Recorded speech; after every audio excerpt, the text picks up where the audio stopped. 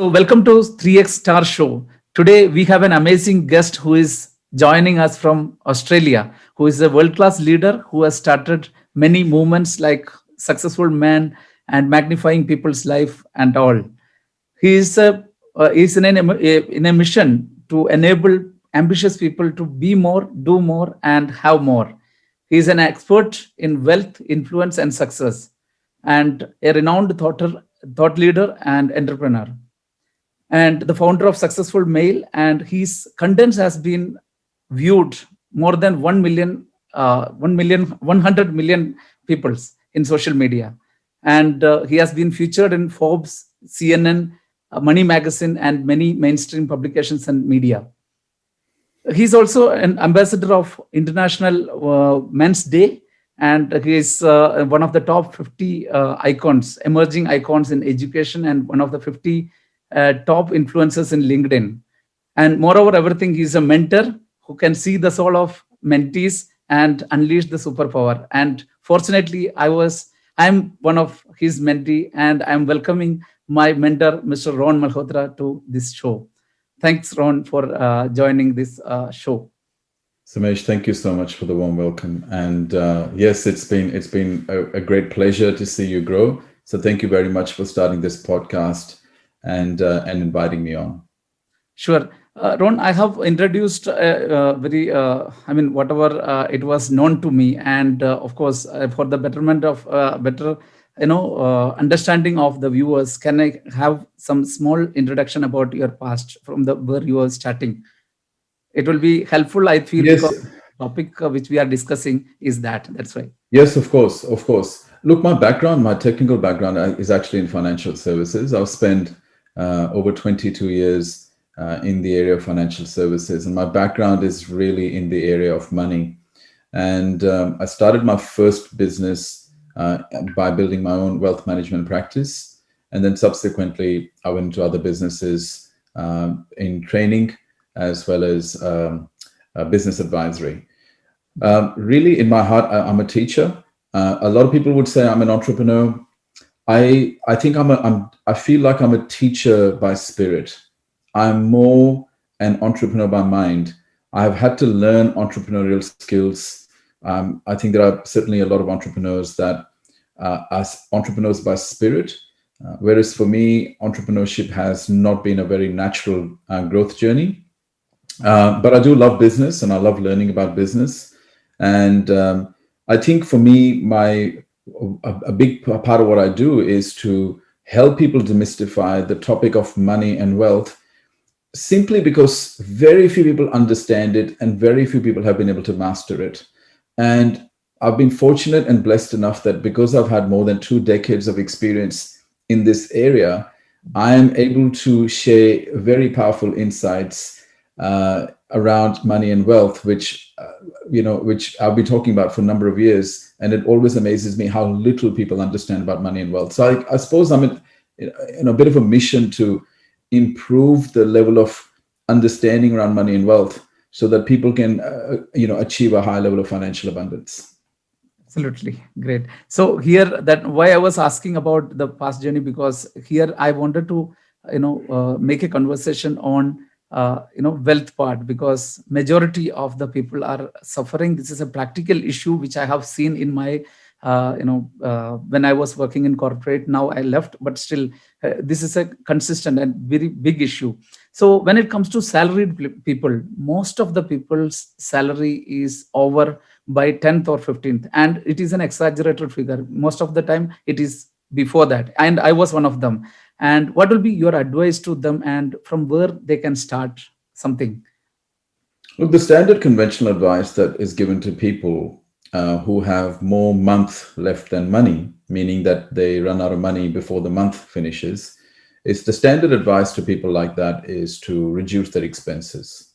Okay, so if you go to a financial expert, the first thing they'll say is, look, you don't make enough money to support your expenses. You need to reduce your expenses. That has been the conventional advice for so many years. But very few people talk about the fact that, why can't you just increase your income?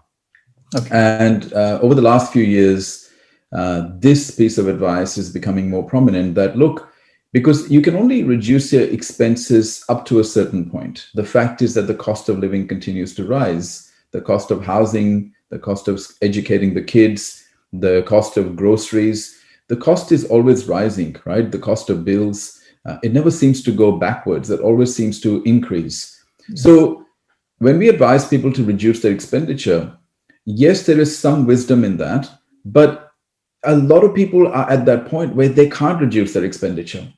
So then the advice needs to be to increase your income, which sounds like a very logical thing. Yet that is the last thing people would ever think of. Why? Because in most people's minds, their income is something that is determined externally to them. And it's something that they feel they have no control over, and it's not something that they can influence.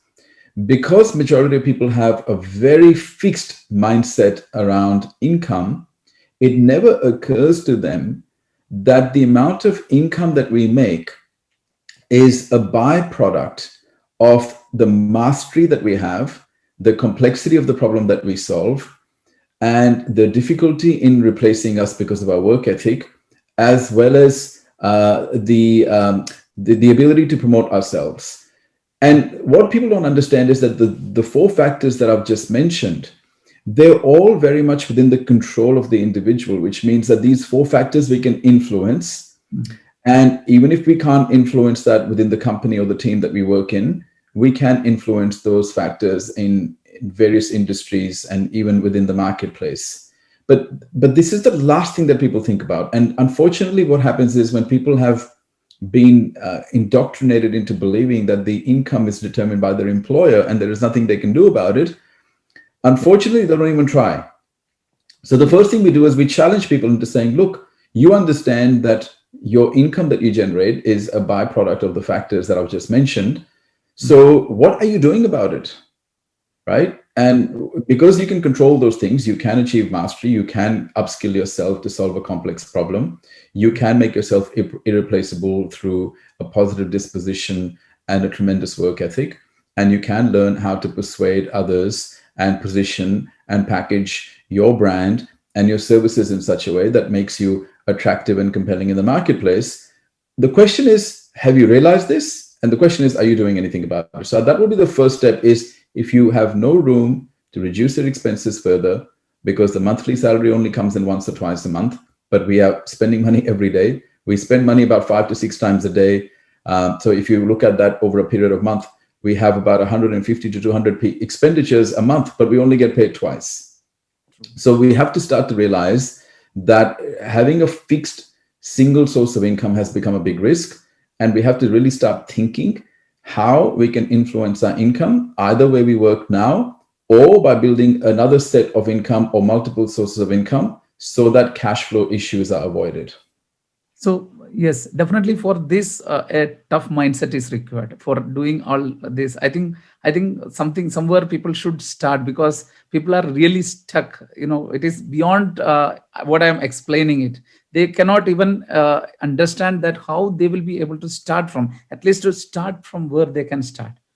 I mean, Well, I mean, and when we say, it requires a tough mindset, you're right. But the thing is, what we have to understand is that before the Industrial Revolution and before the information age, which is before factories came out and before corporations emerged, everybody was an entrepreneur.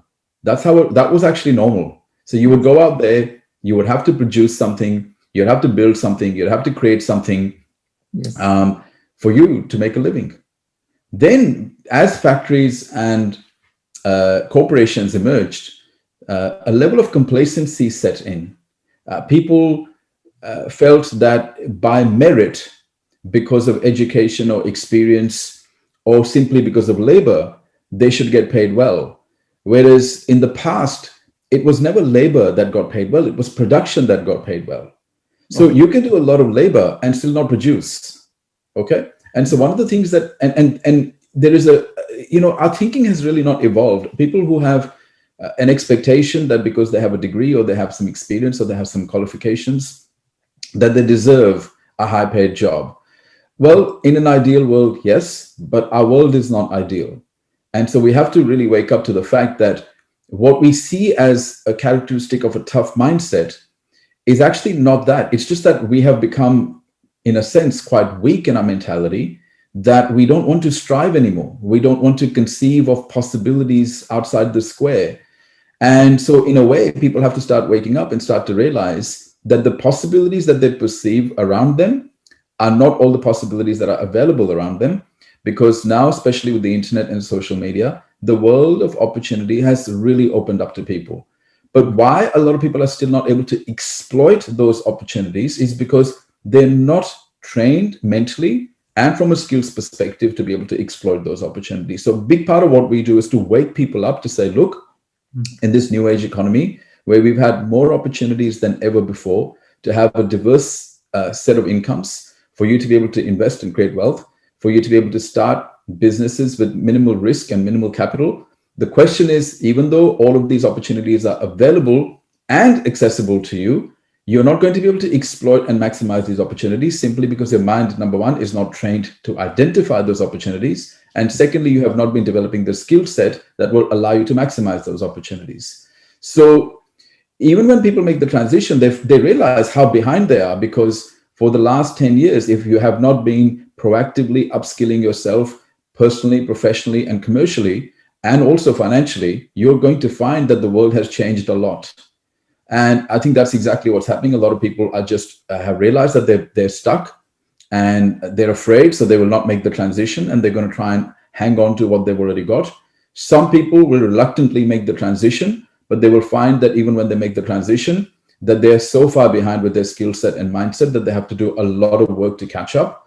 And some people will be able to make the transition because they'll put everything into making that transition successful.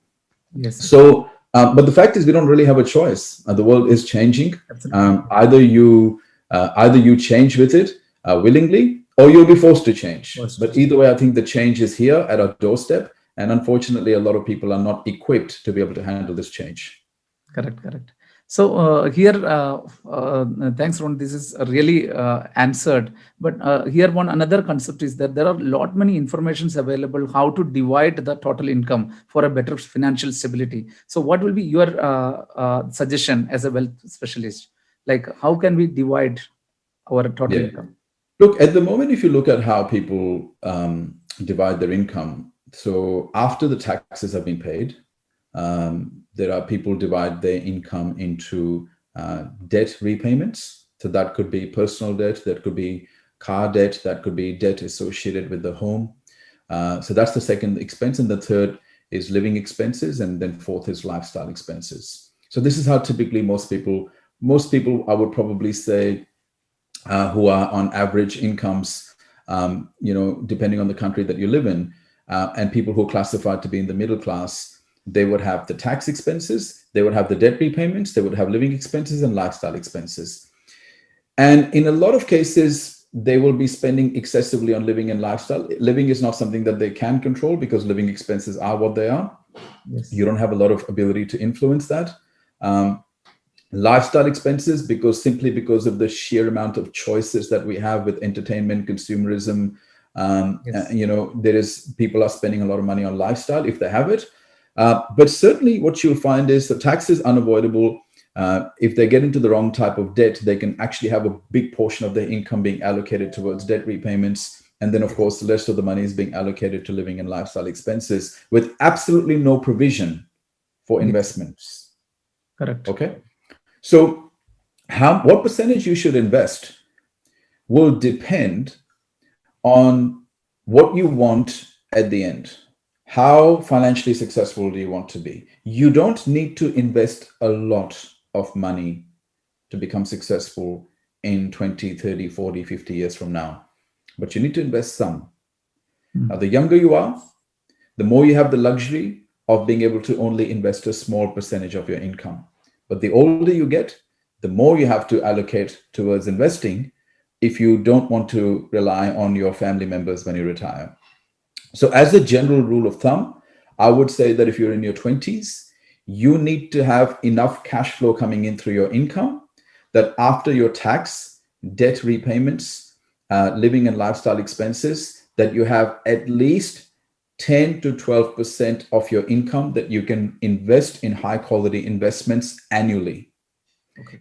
However, if you're in your 30s, I would be increasing that percentage to 15%. And if you're getting into your mid, late 30s or 40s, I would probably say about 20%. Yes. Okay. So the question then becomes, well, people say, but I don't have even a little bit of money to invest. Well, Absolutely. if that is your problem, then you clearly have a skills problem because you have not rectified the income problem. So you've got to first fix the skill so that you can fix the income, so that you can derive the cash flow to then invest for the future. If you don't realize what the cause of the problem is, you're not going to fix the cause of the problem, and the problem continues. Unfortunately, it gets worse with age because now you're further and further and further behind. And now, for you to achieve a reasonable outcome for your retirement, now because you have to play catch up, you have to take excessive risk, which you don't want to do. So the best thing is always to start early. But if you have you left it a little bit late, maybe you're in your 30s or you're in your 40s, what you need to do is you need to fix the skill problem, which will solve the income problem, which will solve the cash flow problem, because it's the cash flow that you need initially that you can invest for future investments. So I would probably say, look, and the other thing is your debt repayments. Your debt repayments, as a general rule, when we speak to our clients, we would say to clients, look, whatever your household income is, so if your husband and wife together you make, let's just say, I'm just going to use dollars here, but you can do the conversion in your own currency. But let's just say you husband and wife make $100,000 each. So they're bringing in $200,000. If they're in their 20s or 30s, the amount of debt that they have for their home, because most people are not going to be able to buy their home outright. Most people are going to need to borrow money to buy their first house. Yes. What we suggest is that the level of debt that you take out for your first home should not be more than 2.5 times the annual household income. So if the annual household income is, say, 200,000, your total debt can be 450,000 maximum. Yes. A lot of the times what we also see is there are people who are making a lot of income, but they still have no money to invest. The reason is because they've stretched themselves on lifestyle and they have taken on too much debt. So a good percentage of their income is being allocated to debt repayments, leaving no money to invest for the future. Future. Okay. So there are some guidelines. So if you're in your 20s, invest 12% of your income. If you're in your 30s, invest 15%. If you're in your 40s, invest 20% of your annual income into investments. But to be able to save those amounts, you also need to keep an eye on how much money is going towards debt repayments. And so the total debt amount that you should have should not exceed 2.5 times your household income. But I'm only talking about debt that relates to buying a house. Ideally, you want to avoid debt, personal debt. You don't want to borrow money to buy a television or electronic goods or furniture, because then the problem is you are buying things that are going to depreciate in value very, very quickly.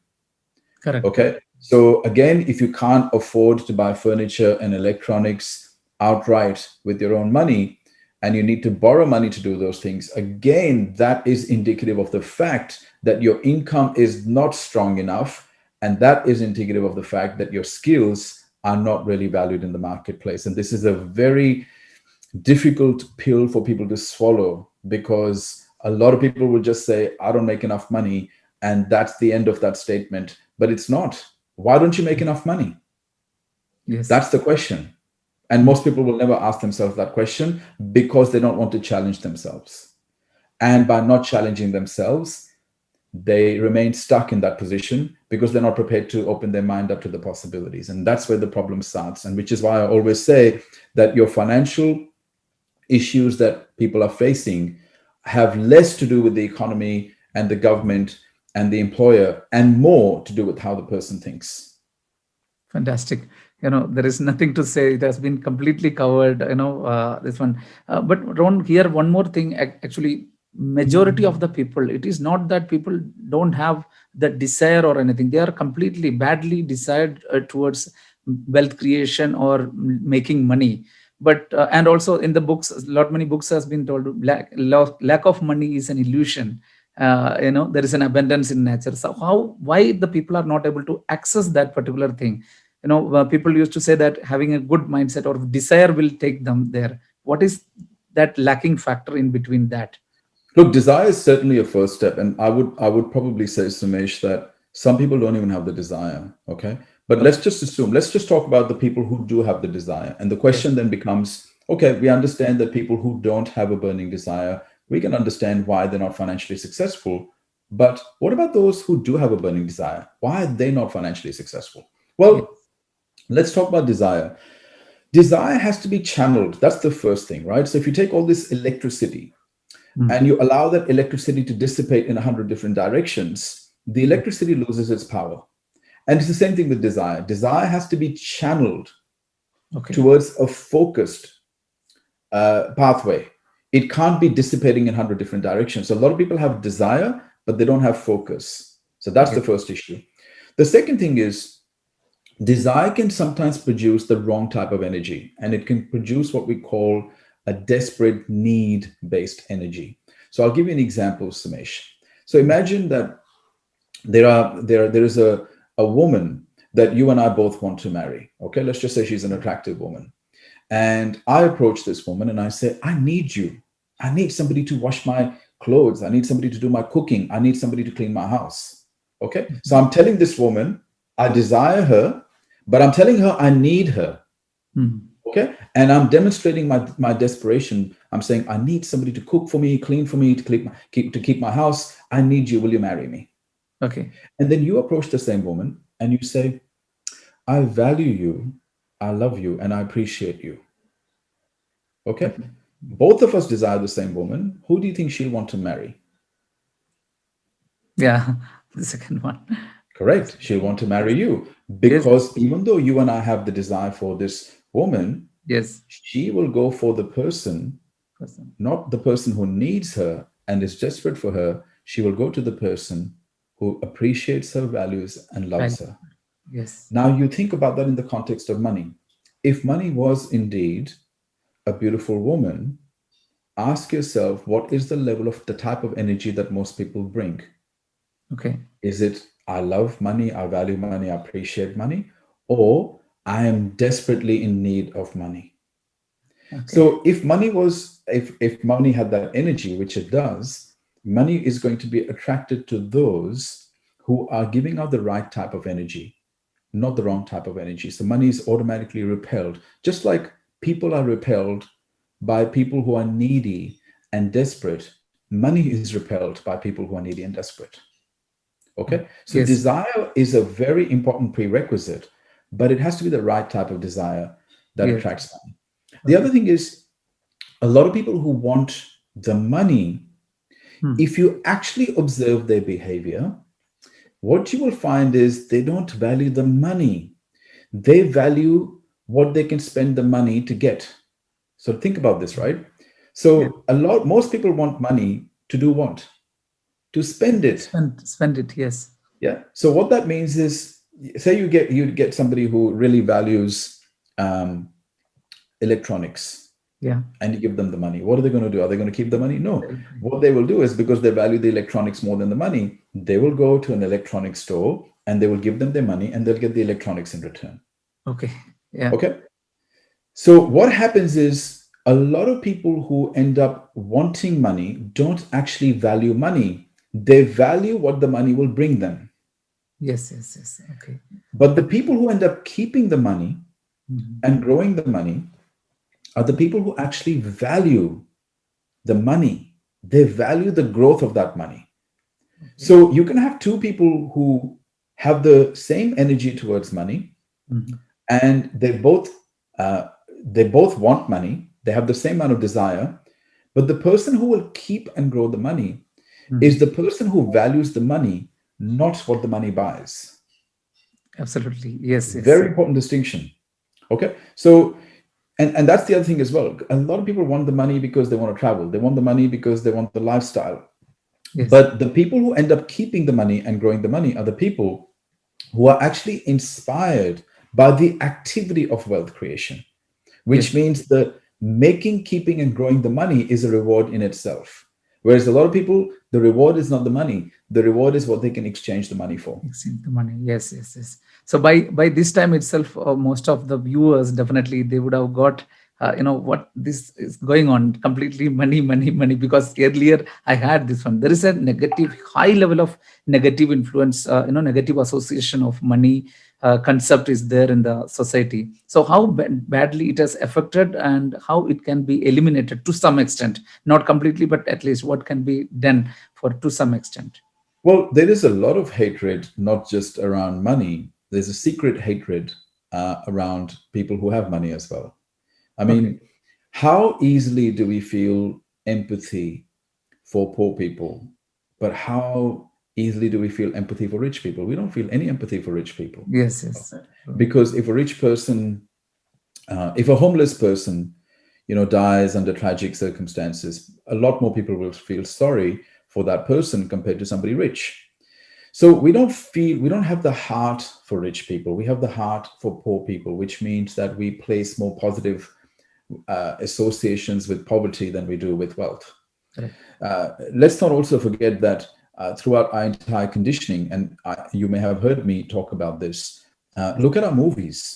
You turn on any sort of Hollywood or Yes, Bollywood yes, movie, yes. and what you will find is a stereotypical typecasting where they will take the good person in the movie, the good guy, and the good guy never really cares about money and is financially irresponsible. And then the bad guy is usually the one who's wealthy, Yes, always. right? Yes. So imagine as a child, you're a 5-year-old child, you're 6-year-old child, you're watching this movie with your parents, and you movie after movie after movie, you see that the good guy never has money. Not only that, never cares about money, meaning the good guy is always financially Financial. irresponsible. Yes, yes. And then the bad guy always has the money. Mm. And what we do is then the character that we depict in that rich guy is of greed and exploitation and lack of empathy and lack of compassion. So Correct. because as we're growing up, we don't have the ability to compute what's going on. All of these ideas and feelings are getting inside of your head. And unconsciously, we start to create negative associations with the acquisition of wealth. And we start to create positive associations with irresponsible money habits and poverty. Yes. And if you understand our own psychological makeup, how we work as human beings is that because the purpose of our mind is to keep us in survival, Yes. well, it doesn't really want us to do things that will make us feel bad about ourselves. So, what does it do? It Yes. makes us inattentively blind to money and wealth creation opportunities. And it engages in a lot of attaching of honor to poverty and creating positive associations around struggle, where we always feel bad for the person who doesn't have money. We always have a heart for homeless people. We really care about them. We really think they're good people. But then the rich people, we immediately think that they're guilty before they're innocent. Yes. Yes. So the Yes. judgment starts. And the same people who will say, oh, don't judge the poor person, Mm. feels completely entitled to make Yeah. a judgment against the rich person. So there is a double standard that shows up in their Yes. personality and behaviors. Correct. So this is why the psychology of money and wealth is so important for people to understand, because you can, even if you are highly skilled and you know how to make an income or high income, if you have the wrong mindset and wrong beliefs and wrong value associations with money and wealth, you Yes. are still not going to accumulate wealth. A subject that's hardly ever talked about. Yes. It's generally assumed that if Ron is very good at mathematics and he's very good at watching the financial markets, then he'll automatically become rich. No, that's not how it works. There is a lot of stuff happening deep down in our psychology. I know people who are graduates, MBA graduates in finance. I've got people who are CFOs, highly qualified professionals. They're not very good at I don't know. managing money. They're not very good at keeping money or growing money, because and this shows you the negative correlation between income and wealth. You can make all the income in the world, but it's not, you're not guaranteed to keep that money and to grow that money into financial wealth Yes. unless you have the right mindset as well. So, yes, yes. So Ron, this how can we say that, since you told me about this, experts, this one, savings, investment, and wealth, these three are there. It is connected, but still, how we can exactly differentiate this one? What is savings and investments? Well, savings is basically money that we park for the short term. Typically, savings is money that we need for the rainy day. Okay, when Yeah. there is an emergency happens, you need to be able to have some cash, and it's good to have some cash because if you don't have cash, one of two things is going to happen. Either you're going to borrow money, Yes. or you're going to sell your investments if you have any. Yes. Yes. Okay, so it's always a good idea to have some savings, and we always say to people, to professionals, before you invest, have at least 6 to 12 months worth of your income in savings. Okay. Now, people say, I can't save that much money. Well, go back to the skills problem. You Yes. have a skills problem. Okay. Okay, so you can always identify if there's a lack of cash flow, there's lack of skills. Yes. Yes. Whatever you're doing, whatever you've been qualified to do, whatever your occupation, whatever your job, for some reason, the market does not place enough value on it to pay you enough money for you to be able to meet your basic and lifestyle expenses and be able to save money. Yes. So you have a problem. Okay. Okay. So saving is money that we put aside for the short term to meet with any emergencies for the rainy day. Yes. Investments is money that we are supposed to put for the long term. Why invest? That's the question. Well, the reason we want to invest is because at some point, every single one of us wants to stop working. Okay. There's Yes. a number of reasons why we may stop working. Okay. We may get sick. We may have an injury or severe disability. We may lose our job. We may have a spouse or aging parents that we need to take care of, Correct. or we are simply retiring. Mm. So there's a number of things that will happen in our lifetime where the income will stop. Okay. And if you have not been investing prior to that, you have no nest egg. Oh. And if you have no nest egg, now you are dealing with two problems: emotional devastation, because all of a sudden you become sick, or somebody in your family has become sick, or you have lost your job, or you have been forced into retirement. And now you also have to deal with financial devastation. It's no wonder that a lot of people end up facing a lot of anxiety and depression, or become really angry, or end up taking drugs and alcohol to deal with the pain of dealing with this emotionally tragic event, and then also realizing I don't have any money. Money. And Yes. this happened. This should be no surprise. If people for 10, 20, 30, 40 years have engaged in severe neglect of their financial future, never prioritizing investments, never prioritizing savings, never prioritizing skills, never evaluating their cash flow, Yes. never seeking any help around money, never developing positive beliefs around money, it's only a matter of time that they're going to find themselves financially delinquent. Correct. Correct. Okay. Yes. But we can't blame anybody. At that point, most people's reaction is to blame somebody. Oh, the bloody government. Yes. Oh, this bloody employer. Oh, the COVID happened. So, oh, this happened. But the thing is, COVID should not be something. I mean, I was having this conversation with my father-in-law yesterday, and he said, so many people have lost their job because of COVID. And I could see that he genuinely believes that. And so do millions of other people in the world. But COVID is not an isolated incident. Yes, COVID as a medical crisis is definitely a major crisis. But if you really look back at the history of the world, we are seeing some sort of a crisis happening every 3 to 4 years. Some years we call it SARS, some ways we call it the bird flu, somewhere we call it GFC. And when Mm. I said that to my father-in-law, he said, "But this is different, Ron. The COVID is very, very big. It's very different." And I said, "I completely agree. However, 10 years ago, a lot of things started to shift in the world. Okay. And a lot of people could see that the shift was happening.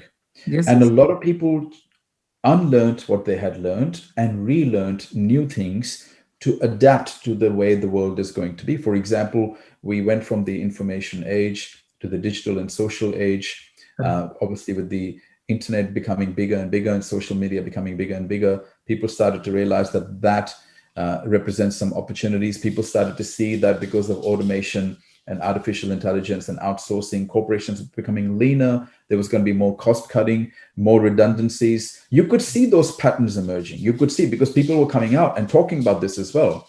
Yes. But a lot of people were not paying attention, or they were paying attention, but they were too afraid to make the transition. Now, all of a sudden, when then COVID strikes, they Yes. find themselves unprepared.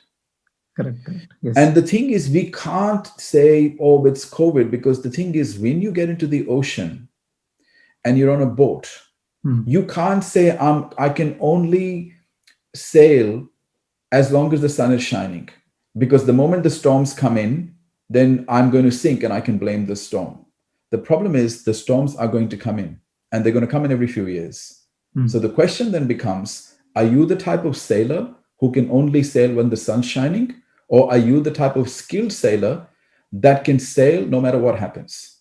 Yes. Okay. Now, this is a very uncomfortable thought, because it squarely places the responsibility back on the individual.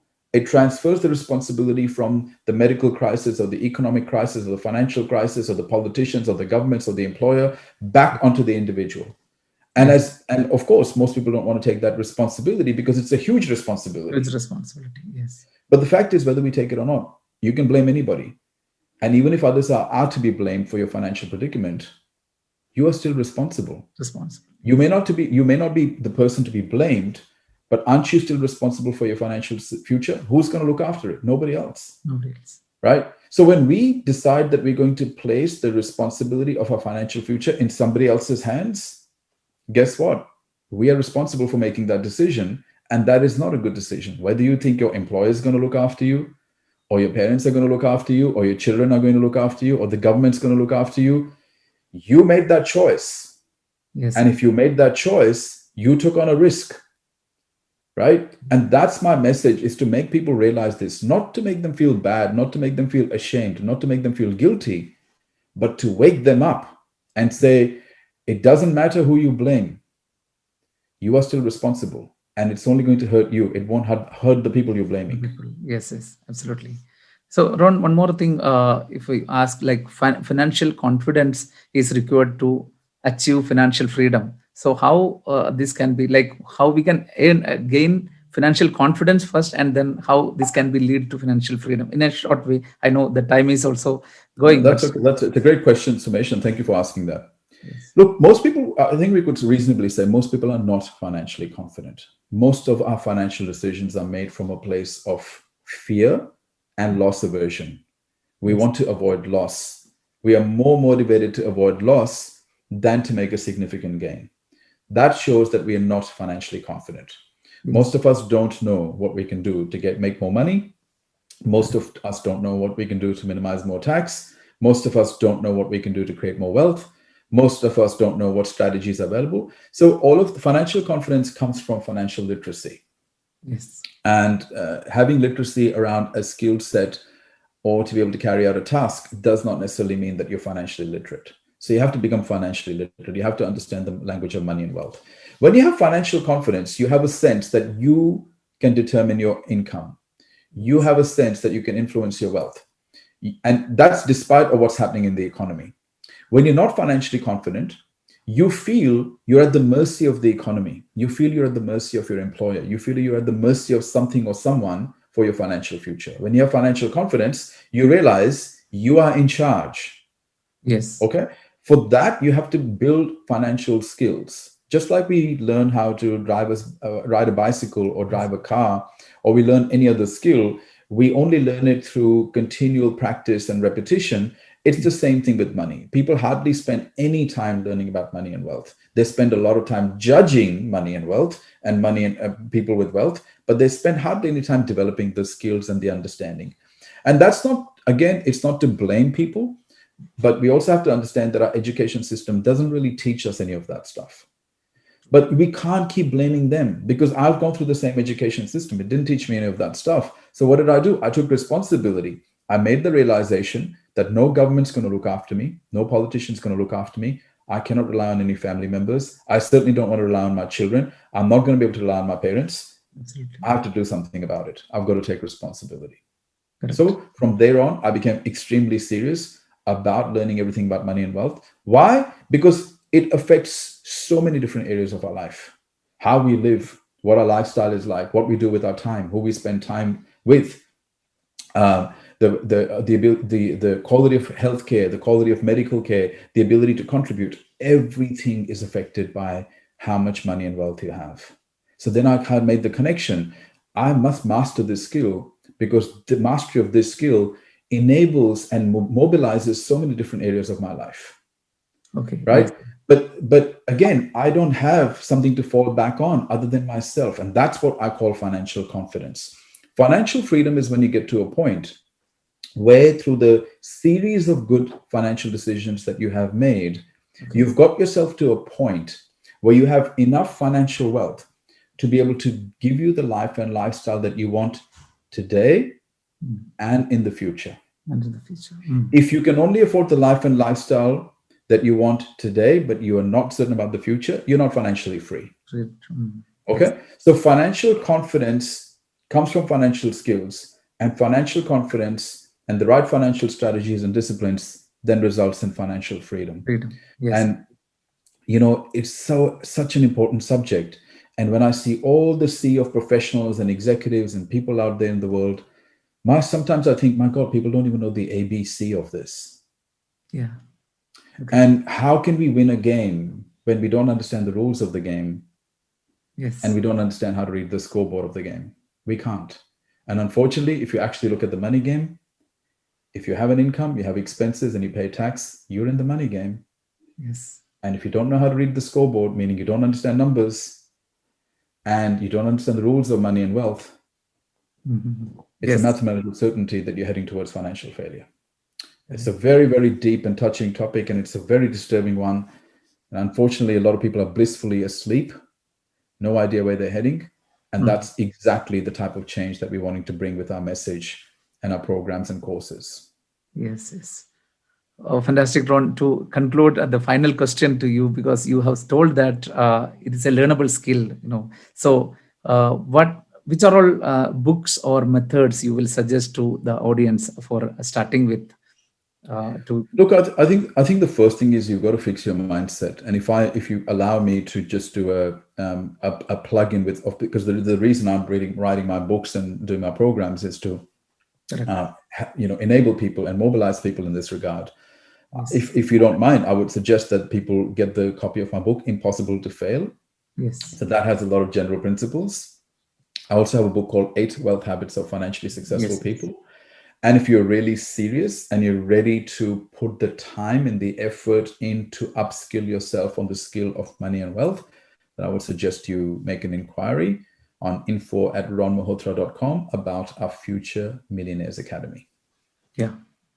Sure. Yes. Yes. That is upcoming program. I think now some webinars or something is going on now, right? No, we've got the program's been running for a while, but obviously now we're starting to take it out there in the marketplace, and we have a number of people who have come into the program, successfully been able to identify the gaps that they have, upskill themselves, improve their cash flow, make better investment decisions, so on and so forth, depending on what stage they're in, but also very clearly identify how they need to plan for their financial future, how to set the target for their financial future, and to assess the gap between where they are and where they want to be. Fantastic, Ron. So, Ron, thank you so much and for your time, because it was really a full power-packed session. And I know you are scheduled in that. You have given me time, and thank you so much for that. And definitely, this is going to be useful for the audience. No, thank you. And if I may just do a plug-in for you as well. So Sumesh has a fantastic sales model. And I know that sales is one of the high income skills that we actually recommend for people. We actually say to a lot of people, if you have an income problem, you have a skills problem. And one of the best skills that you can ever learn and master that is transferable across every industry is the art and science of selling. And let me tell you, if you think selling is beneath you, you already have a problem because you have a negative association with sales. No Yes. matter how technically proficient I am, no matter what my level of mastery, remember what I said to you. If you're going to influence your income, you have to have the ability to position and promote yourself, which requires selling skills. So if you're somebody who wants to improve your selling skills because you need to fix your income problem, go and see Sumesh, because that's exactly what Sumesh has done. He has created an entire structure and framework and system around enhancing your sales capabilities so you can become a better salesperson, and you can do it in a non-sleazy way, in a non-pushy way, in a way that feels more natural to you. So thank you for doing that, because I know that that creates so much value in the market and economy as well. So thank you, Sumesh, for having me, and really grateful for the opportunity, and lovely to see you today. Thank you so much, Ron. Thank you so much.